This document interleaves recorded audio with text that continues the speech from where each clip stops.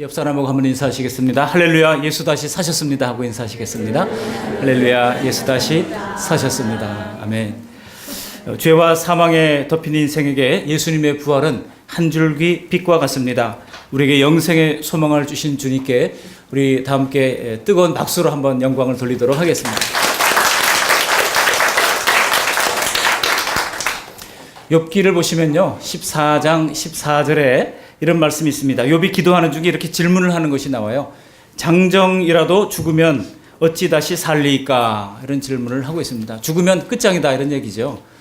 여러분, 이것은 욥만이 이런 질문을 한 것은 아닐 것입니다. 정성적인 사람이라면 누구도 죽음 이후에 삶이 있는가라고 하는 인생 질문을 한 번쯤 해볼 수가 있습니다. 시간 속에서 태어난 인간은 시간이 다 되어 이제 주님께서 오라 하시면 누구도 거역할 수 없이 이제 갈 수밖에 없는 것입니다. 모든 인간은 이 죽음을 피할 수가 없습니다. 그래서 요즘은 이 죽음에 대한 논의가 그 어느 때보다도 활발한 시대가 되었어요. 과거에는 죽음을 금기시했지만은 요즘은 소위 죽음학이라고 하는 것이 생겨났습니다. 사나톨로지라고 하죠. 그래서 죽음학 이런 것들이 이제 뜨고 또 죽음학을 전공했던 사람들이 별로 많지가 않거든요. 그래서 이분들이 불려다니면서 인기를 누리고 있기도 합니다. 그래서 사람들은 유서도 미리 작성해보고 또 입관 체험이라고 해서 관 속에 들어가서 이 관을 바깥에서 땅땅땅 이렇게 밀봉을 할 때 그 안에 느끼는 느낌이 어떤지를 체험해 보기도 합니다. 왜 그렇습니까? 다 죽음을 잘 맞이했으면 좋겠다. 그런 열망에서 비롯된 것이라 할 수 있습니다. 어차피 피할 수 없는 죽음이라면 잘 죽는 연습도 하자라는 것입니다. 웰빙을 우리가 한때 외친 적이 있었는데 그래서 요즘은 웰빙보다도 웰다잉을 해야 된다. 잘 죽어야 된다. 그런 논의가 많이 활발하게 일어나고 있습니다. 그러나 아무리 우리가 웰다잉을 외친다 할지라도 죽음만큼 인간에게 절망스러운 것이 무엇이 있겠습니까? 그런데 예수님은 이 무덤에서 부활하심으로 말미암아 사람에게 이 부활의 가능성을 이제 우리에게 보여주셨던 것입니다. 만일 이 영원한 부활이 없다면 굳이 기독교 신앙을 선택할 필요가 있겠습니까? 시간과 돈과 재능을 굳이 영원하지 않은 것들을 위하여 우리가 이제 바칠 필요가 뭐가 있겠습니까? 이렇게 아름다운 봄날 우리가 차라리 꽃구경이라도 하는 것이 더 낫지 않겠습니까? 고린도전서 15장에 보시면 사도 바울은 부활이 없다면 우리만큼 가련한 사람이 없다라고 말씀합니다. 부활은 기독교에 있어서 이 십자가와 더불어서 가장 중요한 교리 중의 교리라고 할 수 있습니다. 두 축을 이루고 있는 것이 바로 부활과 바로 십자가라고 할 수가 있습니다. 부활이 아니라면 예수님이 하나님의 아들이라고 하는 것과 또 죄 없으신 우리의 대속자라고 하는 것을 우리가 무엇으로 증명할 수가 있겠습니까? 그저 한 의로운 사람이 유대 지역에 태어났다가 그저 의롭게 죽었다. 그것으로 끝이 나고 점차 사람들의 기억 속에서 사라지고 말았을 것입니다. 그러나 수천 년이 지나도록 그토록 집요하게 이 부활의 기록은 수많은 사람들의 생각을 사로잡고 수많은 지성인들의 마음을 사로잡고 예수님을 믿는 신자로 변화하게 만들었던 것입니다. 예수님이 부활하셨다고 하는 것은 우리를 위한 그분의 대속이 성공적이었다고 하는 것을 가르쳐주고 있습니다. 여러분, 부활을 믿으십니까? 아멘. 다시 한번 묻겠습니다. 부활을 믿으십니까? 아멘. 부활을 믿으십니까? 아멘. 큰 소리를 하면 크게 대답하고 작은 소리를 하면 작게 대답하고 하시는 경향이 있죠. 여러분, 부활을 반드시 믿어야 합니다. 그렇지만은 여러분, 현대인들에게 있어서 부활을 믿는다고 하는 것은 결코 쉬운 일만은 아닙니다. 왜냐하면 죽음이 명제인 세상에서 이 부활이 그렇게 결코 쉽게 믿어질 내용이 아니기 때문입니다. 그저 안 믿는 사람들 입장에서 볼 때는 기독교에서 부활을 얘기할 때 그저 신화 정도로 생각하는 경향이 있습니다. 그렇다면 여러분, 성도들이라고 부활을 다 믿겠습니까? PCA 미국의 이제 교단이 가장 큰 교단은 이제 침례 교단이고요. 이제 그다음에 이 장로 교단이 있습니다. PCA라고 불리는 Presbyterian Church of America라고 하는 이 교단에서 설문조사를 한 적이 있어요.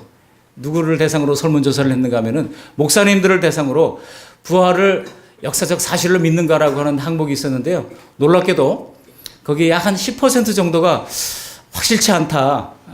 믿고 싶다. 근데 잘 모르겠다. 이렇게 대답했다는 거예요. 그 뉴스를 보고 깜짝 놀랐습니다. 마치 북한의 이제 국가에서 만든 그런 교회가 있지 않습니까? 우리나라 기독교인들이 가가지고 만드는 칠곡교회에서 서방 기자가 와서 거기 그 조구련 연맹에서, 조구련이라고 하는 것이 조선 그리스도교회 연맹이라고 하는 북한 기독교를 대표하는 단체가 있습니다. 다 정부에서 만든 그런 그 가상 단체들이에요. 근데 거기 어떤 그 여자 목사님이 이제 집회를 마치고 났는데 미국 기자가 가서 카메라를 들이댔어요. 예수님의 부활을 믿습니까? 그랬더니까 이분이 뭐라고 그런지 아십니까? 에이, 사람이 죽었다가 어떻게 살아나요? 그렇게 얘기했어요. 사람이 죽었다가 어떻게 살아나요? 여러분, 그게 가짜인 것을 명확하게 드러낸 것이라고 할 수가 있습니다. 그러나 우리는 성경을 믿습니다.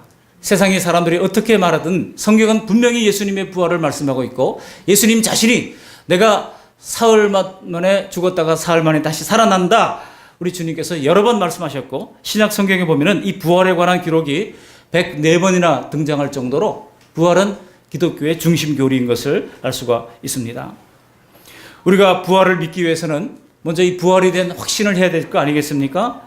그러려면 이렇게 많은 부활에 관한 기록을 남긴 성경을 통해서 배울 필요가 있습니다. 우리가 성경을 통해서 부활의 역사를 알 때에 부활신앙을 가지게 되는 것입니다. 그러나 이 부활신앙은 한꺼번에 한순간에 완성되지 않습니다. 예수님의 부활에 대하여 온전히 믿는 것만큼 우리가 나의 부활도 믿어지는 것입니다. 그냥 막연히 예수님이 부활하셨다더라, 이 정도로만 희미하게 믿어가지고는 그것은 증거 능력이 되지 못하는 것입니다. 그래서 오늘 말씀을 듣는 중에 성령님의 도우심으로 말미암아 예수님의 부활을 더 확신하는 은혜가 임하시기를 주님의 이름으로 축원합니다. 더 나아가서 부활하신 예수님을 만나고 주님과 같은 영광스러운 부활의 몸으로 영원히 살게 될 것을 확신하게 되시기를 주님의 이름으로 축원합니다. 오늘 제가 세 가지 대조로 말씀을 드리려고 하는데요. 이 부활의 근거를 말씀드리려고 합니다. 이 부활을 우리가 확신할 수 있는 근거가 있어요. 물론 10가지도 말씀드릴 수 있습니다만 간략하게 세 가지로 나누어서 말씀을 드리려고 합니다. 첫 번째 부활의 근거는 무엇입니까? 바로 빈 무덤이라고 하는 겁니다. empty tomb이 있었다는 거예요.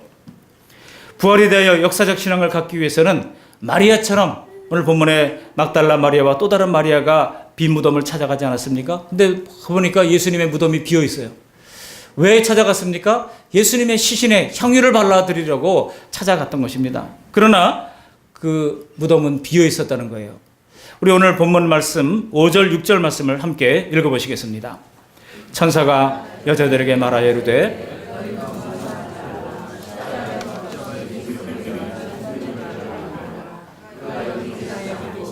그가 말씀하시던 대로 살아나셨느니라. 와서 그가 누우셨던 곳을 보라. 10여 년 전에 성지순례를 하면서 예수님의 빈 무덤을 방문했던 적이 있습니다. 가본 곳하고 안 가본 곳하고는 확실하게 온도 차이가 있습니다. 그러나 우리가 가보지 않아도 예수님의 부활을 확신할 수 있는 방법이 있습니다.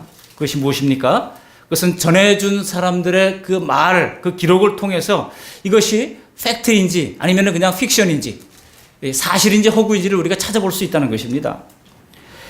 하나님은 우리에게 덮어놓고 믿으라 그렇게 말씀하지 않았어요. 저는 제가 어린 시절 신앙생활할 때 어르신들한테 자꾸 따져 묻는 습관이 있었어요. 왜 그런가 하고 자꾸 물었어요. 그러면은 제가 섬겼던 교회 장로님들이 이런 얘기를 했어요. 닥치고 믿어. 그런 얘기를 했어요. 닥치고 믿으라는 겁니다. 그러나 제가 이제 장성에서 성경을 공부하고 신학을 공부하다 보니까 성경은 결코 닥치고 믿으라고 우리에게 그렇게 말해 주잖아요. 하나님은 충분히 믿을 만한 근거를 우리에게 주셨기 때문에 수많은 지성인들이 주님의 말씀을 하나님의 말씀으로 받고 기독교 신자가 되어서 예수님을 따르게 된 것 아니겠습니까? 그러므로 하나님은 우리에게 결코 덮어놓고 믿으라고 하지 않습니다. 우리 예수님은 부활하신 뒤에도 제자들에게 나타나셨어요. 그리고 나서 제자들이 깜짝 놀라지 않았겠습니까? 예수님이 말씀하신 대로 부활하셨구나. 근데 그리고 나서 예수님께서 뭘 하셨습니까? 성경 공부를 했어요.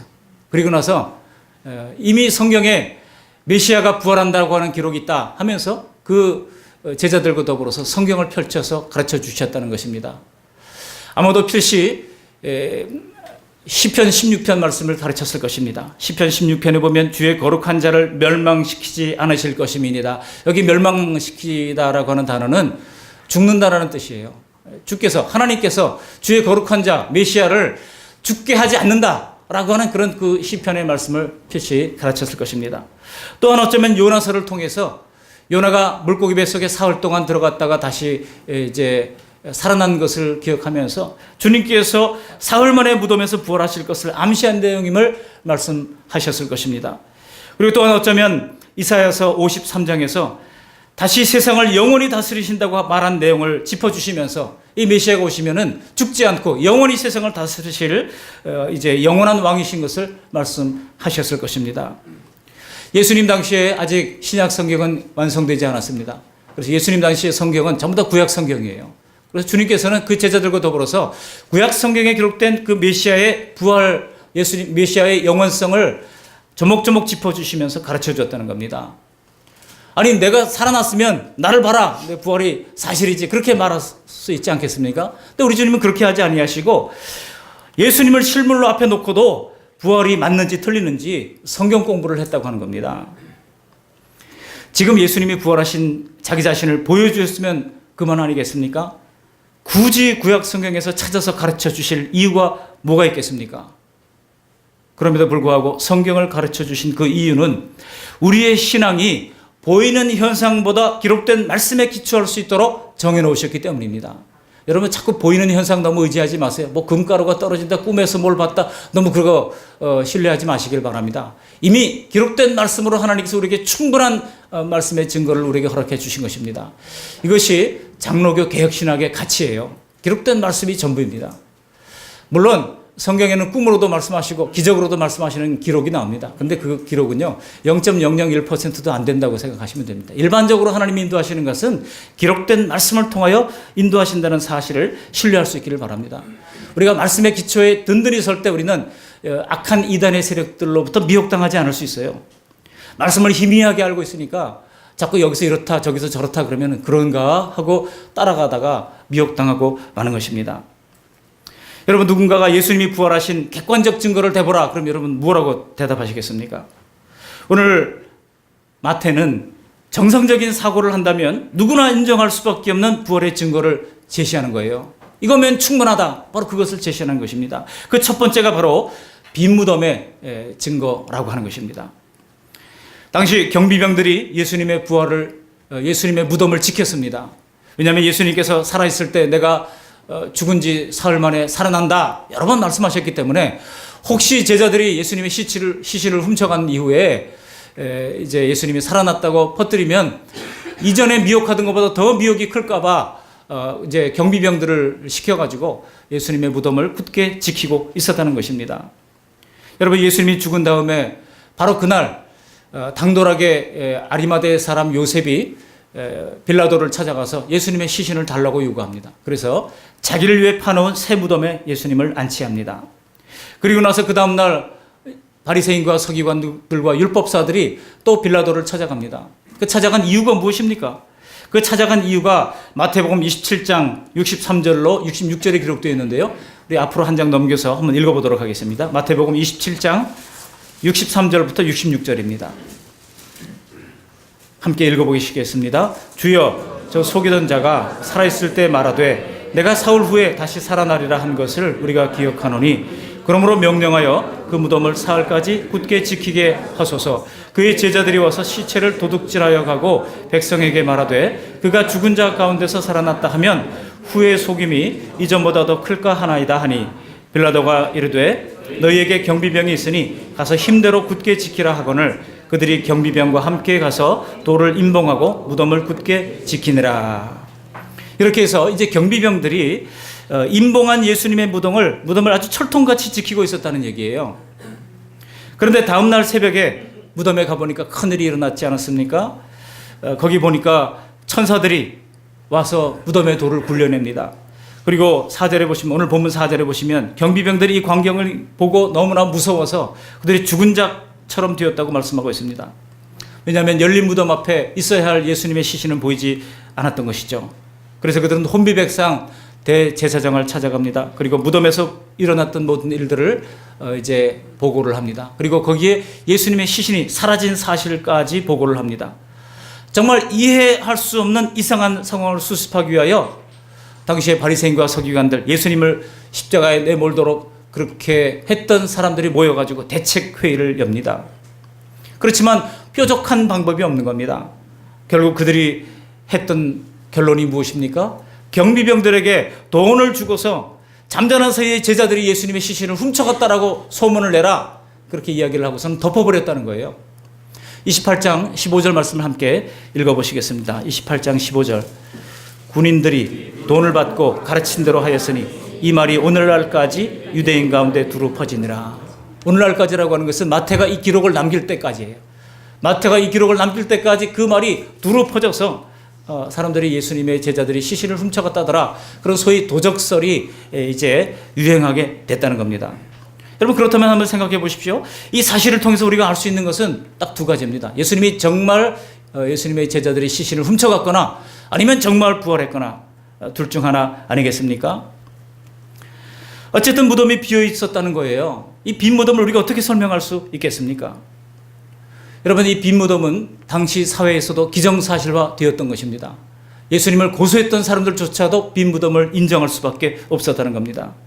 만일 제사장들이 이 빈 무덤, 예수님의 시신을 찾을 수 있다 그러면은 빈 무덤, 그거는 가짜다, 예수님 부활한 증거가 아니다, 여기 예수님의 시신을 봐라 하고 예수님의 시신을 내놓았어야 될 거 아니겠습니까?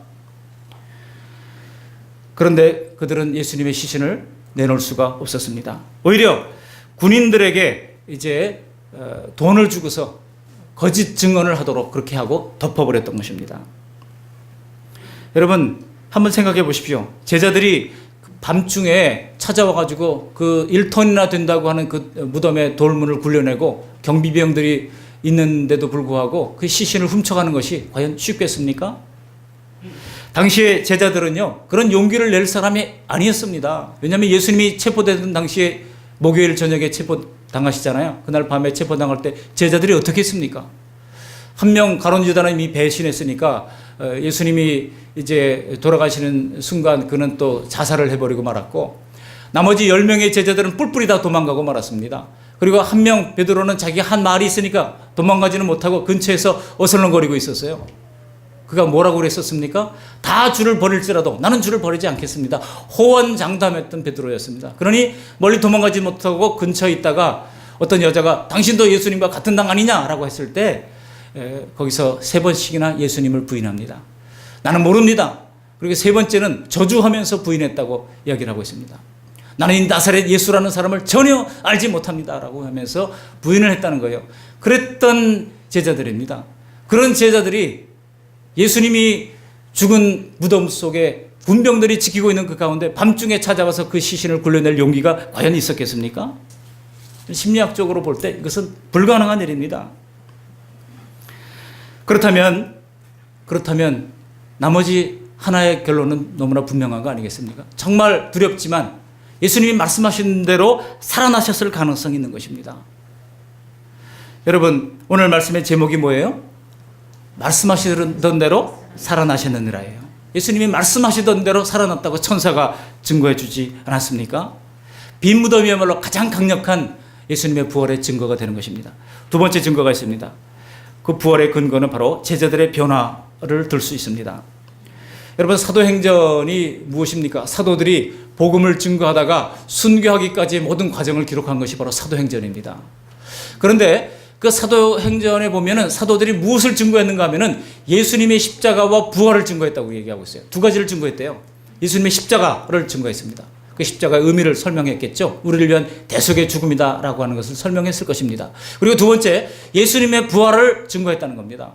그 부활을 증거하다가 그들은 돌에 맞고 또 체포당하고 거꾸로 십자가에 못 박혀 죽기도 하고 이제 다 그 순교의 제물이 됐습니다. 당당하게 순교의 제물이 됐어요. 예수님이 체포되던 밤 두려워서 그들이 뿔뿔이 도망가던 그 겁많고 연약한 제자들은 아닙니다. 예수님의 부활을 목격한 이후에 이들의 삶이 변화되어졌습니다. 그래서 이제는 그들로 말미암아 새로운 교회가 세워지는 놀라운 신기원을 이루게 됐던 것입니다. 그래서 제자들이 박해받고 순교하는 그런 상태에 이르기까지 그들은 주님을 위하여 헌신하는 사람으로, 용기 있는 사람으로 변화되어졌던 것입니다. 왜 그럴까요? 예수님의 부활을 사실로 그들이 만났기 때문입니다. 여러분, 만일 시신을 훔쳐다가 감추고 난 이후에 예수님이 부활했다고 그들이 거짓말을 했다 그러면 자기 거짓말을 위해서 목숨을 걸 사람이 과연 누가 있겠습니까? 그것도 한두 사람이 아니라 12명씩이나 순교의 제물이 되지 않았습니까? 가룟 유다 빼고도 나중에 마띠아라는 사람이 또 예수님의 제자 가운데 제비 뽑아 들어옵니다. 그들마저 모두 다 예수님의, 물론 이 사도 요한을 빼고는, 사도 요한도 순교자를 할 수 있어요. 반모섬에 끌려가가지고 이제 늙어서 죽었지만은 늙어서 죽기까지 반모섬에서 요한계시록을 기록하고 그가 순교하기까지 과정을 잘 이제 맡겨진 사명을 감당합니다.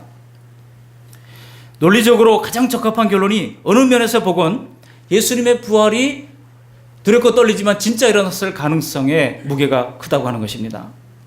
물론 저는 훨씬 더 많은 인과적 그리고 정황적 증거들을 제시할 수 있습니다만 오늘 다 나눌 수는 없습니다.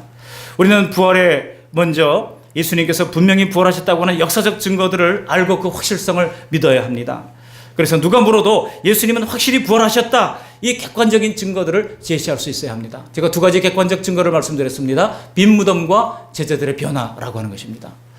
근데 여러분, 세 번째 증거가 있습니다. 그것은 바로 주관적인 증거예요.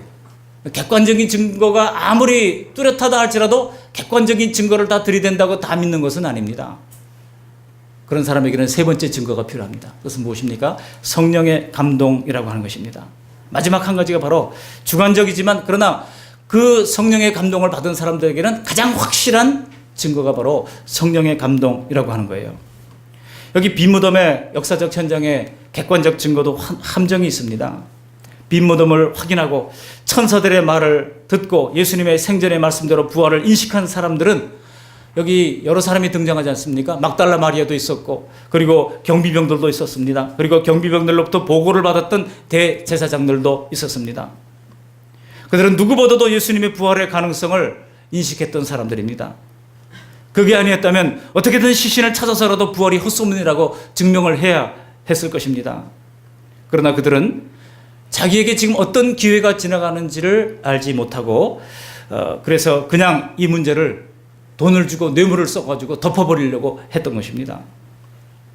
즉 아무리 예수님의 부활이 진실로 밝혀진다라고 하더라도 모든 사람들이 다 예수님을 부활하신 주님으로 믿고 영접하는 것은 아니라고 하는 것입니다. 우리가 부활의 소식을 들을 때 성령께서 우리를 감동하십니다. 그래서 부활하신 그분이 바로 하나님이시고 영원히 섬겨야 할 하나님의 아들이라고 하는 사실을 알게 해주십니다. 여러분, 그때 그 감동을 덮어두지 마시기를 바랍니다. 예수님께서 그런 비유를 하나 드셨죠. 부자와 나사로의 비유를 드셨습니다. 예수님의 비유 가운데 비유에 등장하는 인물의 이름을 딱 붙인 것은 이 부자와 나사로의 비유밖에 없어요. 그 나사로가 이제 부잣집의 대문 앞에서 흘리는 음식물을 얻어먹고 그것도 개와 경쟁하면서 그렇게 비참한 인생을 살았던 사람입니다만 하나님을 경외하는 사람이었어요. 그래서 부자도 죽고 나사로도 죽었습니다. 나사로는 천국에 올라가서 아브라함의 품에 안겨 있습니다. 근데 이 부자는 지옥에 가가지고 보니까 이 자기 대문 앞에서 음식물을 주워 먹던 그 거지가 지금 아브라함의 품에 안겨 있거든요. 그때 이 부자가 아브라함에게 이렇게 요청을 합니다. 지금 이 땅에는 내 형제 5이 있는데 그들에게 저 나사로를 보내가지고 내가 있는 이 고통받는 이곳에 오지 않게 해달라고 요청을 합니다. 그때 아브라함이 뭐라 그럽니까? 처음에 요청한 것은 내 혀가 너무 뜨거우니까 이제 나사로를 보내가지고 물 몇 방울을 내 혀에 떨어뜨려서 좀 시원하게 해달라고 요구하지만 천국과 지옥은 건너갈 수 없는 깊은 구렁이 있어서 넘어갈 수 없다고 말합니다. 두 번째 간청이 그나마 형제 우애가 좋았던 사람 같아요. 형제들이 예수님을 믿지 않고 있으니, 형제들이 하나님을 알지 못하고 있으니 그들에게 저 나사로를 보내서 얘기한다면 그들이 믿게 되지 않겠느냐 얘기를 한 겁니다. 그때 아브라함이 무슨 얘기를 합니까? 누가복음 16장 31절에 보시면 아브라함이 이렇게 얘기합니다. 그들은 모세에게 들으면 충분하다는 겁니다. 만약 그들이 모세와 선지자들로부터 듣지 않는다고 하면 설령 죽은 자 가운데서 살아나는 자가 있다 할지라도 고난을 받지 아니할 것이다 그랬어요. 여러분, 믿지 않기로 작정한 사람들은요, 아무리 객관적인 증거를 코앞에 갖다 댄다 하더라도 믿지 않습니다. 왜? 믿지 않기로 이미 마음 먹었거든요. 작정했거든요. 여러분, 하나님께서 우리에게 언뜻 하나님의 역사를 가르쳐 주실 때가 있습니다. 성령의 감동을 통해서 가르쳐 주실 때가 있습니다. 그 성령의 감동을 여러분 애써 눈 막고 귀 막고 하지 마시기를 바랍니다. 그때 그 감동을 아멘으로 받으시기를 바랍니다. 여러분, 로마서 10장 9절에 보시면 로마서는 우리가 지금 부활하신 예수님을 믿고 따를 것을 아주 강력하게 요청하면서 이렇게 얘기합니다. 내가 만일 내 입으로 예수를 주로 시인하며 또 하나님께서 그를 죽은 자 가운데서 살리신 것을 내 마음에 믿으면, 하나님이 그를 죽은 자 가운데서 살리신 것을 내 마음에 믿으면 그랬어요. 그 다음에 뭐라고 말합니까? 구원을 얻으리니 그랬습니다. 구원 얻을 방도가 부활하신 예수님을 믿는 것이 구원 얻을 방도라고 말씀하고 있는 것입니다. 구원의 명료한 방법이 여기 있어요. 예수님의 부활하신 것을 우리가 마음으로 믿으면 구원을 얻는다고 말씀하고 있습니다. 우리가 예수님을 주님으로 시인하고 부활하셨다고 하는 것을 믿어야 합니다. 근데 이 믿어라라고 하는 이 말은 현재형으로 되어 있어요. 과거형이 아닙니다. 지금 우리가 믿으면 우리도 하나님의 구원에 동참할 수가 있다는 것입니다. 예수님은 본래 우리의 창조주시고 다시 우리의 주인이 되시려고 죄와 더러움을 씻어주기 위하여 십자가 대속의 제물이 되신 주님이십니다.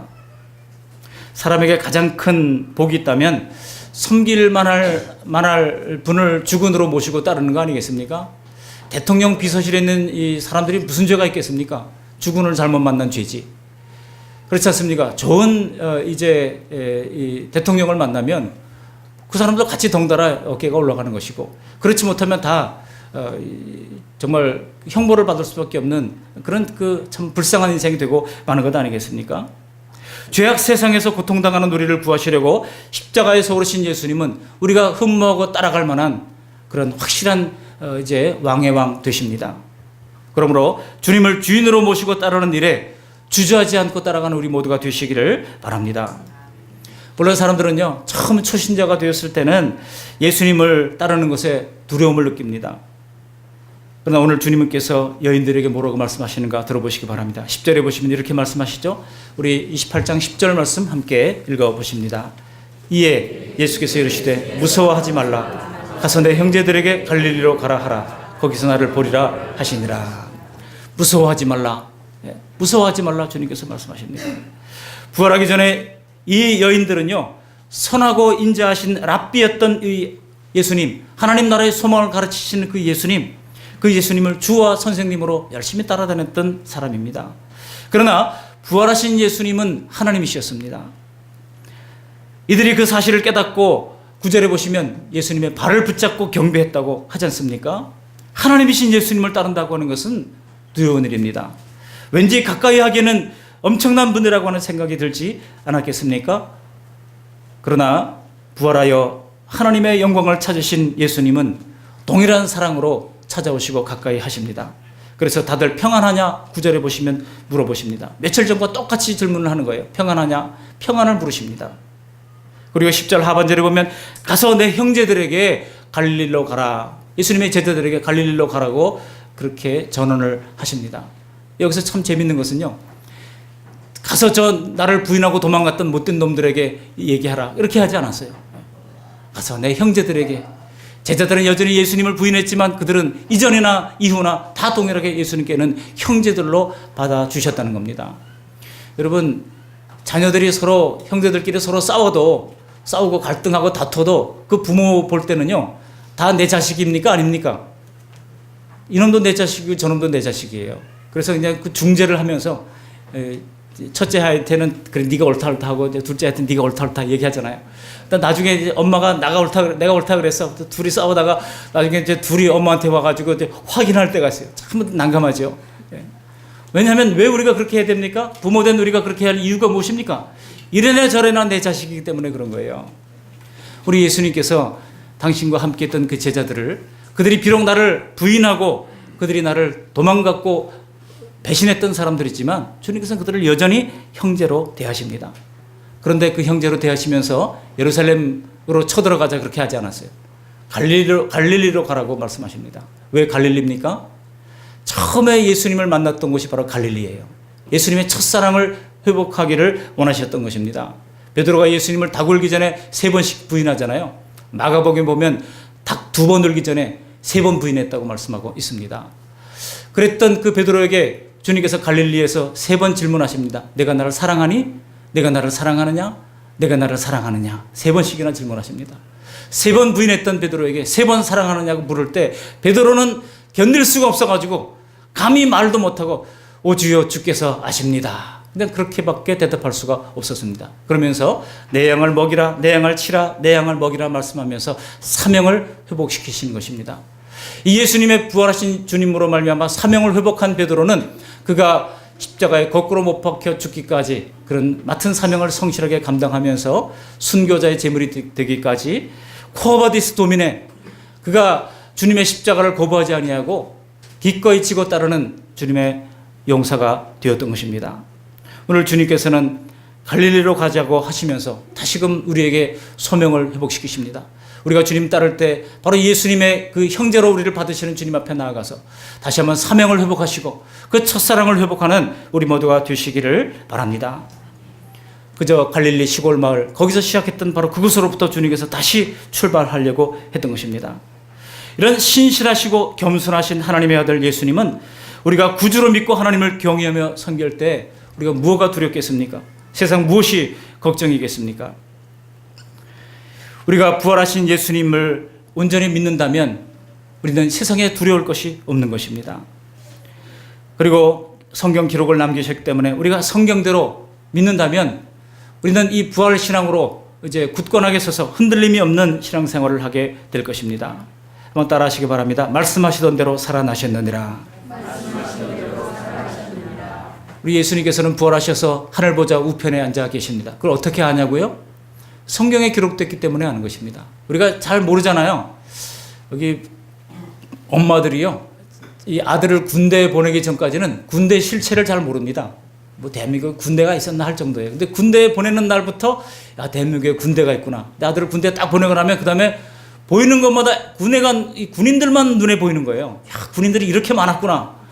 그리고 면회를 가서 보니까 어떻습니까? 무슨 뭐 수료를 한다고 가보니까 군기가 버쩍 든 아들을 볼 때 눈물이 팍 쏟아지지 않습니까?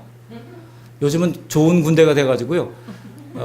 요즘은 또 행군할 때도 중간중간에 엄마를 만나게 한대요. 요즘 또. 왜 그거 하는지 모르겠어요.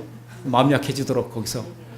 그 엄마들이 그 아들을, 행군하는 아이들을 모습을 보면서 차라리 내가 대신해서 총 쥐고 갔으면 좋겠다. 뭐 그런 얘기를 한다고 그럽니다. 지금 우리나라는 큰일 났어요. 엄마들이 나라를 지키고 애들은 그냥 막 보호를 받아야 할 그런 상황이 되어버렸습니다. 여러분, 아들을 군대에 보내니까 군대 실체가 그때부터 믿어집니까? 안 믿어집니까? 그때부터 믿어지는 거예요. 우리가 성경 말씀을 우리가 신뢰한다면 우리 하나님께서 이제 예수님을 하나님 보좌 우편에 앉히시고 그를 통하여 이제 통치하시는 만왕왕으로 삼으셨다고 하는 것을 우리가 현실로 깨달아지게 되는 것입니다. 요한복음 6장 40절에 내 아버지의 뜻은 아들을 보고 믿는 자마다 영생을 얻는 이것이니 마지막 날에 내가 이를 다시 살리리라 하셨으니, 이를 다시 살리리라. 이가 누굽니까? 바로 아들을 보고 믿는 자예요. 아들을 보고 믿는 자마다 예수님이 부활하셨기에 우리도 다시 부활의 소망을 허락해 주셨다고 하는 것입니다. 제가 세 가지 부활의 근거를 말씀드렸습니다. 첫 번째는 빈 무덤입니다. 두 번째는 뭐예요? 제자들의 변화입니다. 그리고 세 번째는 객관적이진 않지만 받은 사람들에게는 가장 확실한 증거, 바로 성령의 감동인 것입니다. 성령의 감동이 우리에게 와서 예수님의 부활을 이제 증언해 줄 때 여러분 막 덮어버리지 마시기 바랍니다. 그 기회를 놓치지 마시기를 바랍니다. 예수님은 빈 무덤이 역사적 사실이라고 하는 것을 우리가 밝히 알고 증인의 사명을 감당하도록 우리에게 성령의 감동으로 다가오십니다. 그럴 때 우리에게 구원의 기회가 온 것입니다. 물론 지금 내가 해야 할 일이 많고 해결되지 않은 문제들도 있겠지만은 결코 부활의 주님 따르기를 미루지 마시기를 바랍니다. 왜냐하면 우리의 문제들도 부활신앙에 해결할 수 있습니다. 부활신앙은요, 내게만 위한 것이 아니라 현세를 이기기도 하는 그런 능력을 허락해 주는 것입니다. 내세만이 아니라 현세도 이길 수 있는 능력을 주시는 것이 바로 부활의 능력이에요. 부활하신 주님을 만난 이후에 부활신앙을 가진 제자들은요, 숨어있던 두려워하던 그 다락방을 박차고 나왔습니다. 그래서 그들은 세상 속으로 뛰어들어갔습니다. 그리고 하나님 나라를 전하면서 주님을 위하여 생애를 불태웠습니다.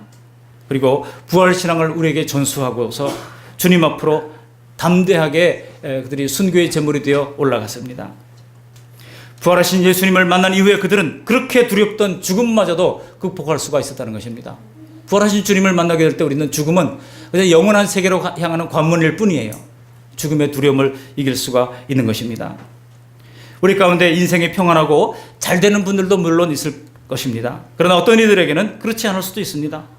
혹시 우리가 부활절을 맞았지만 여전히 무덤 같은 어둠 가운데 있다 할지라도 부활하신 주님은 지금 오늘 우리와 여전히 함께 하십니다. 그래서 우리에게 더 깊은 부활의 주님을 만나도록 어려움 가운데서도 우리와 동행하시는 것입니다. 우리에게 힘을 더해 주시고 우리를 강하게 단련하시는 것입니다.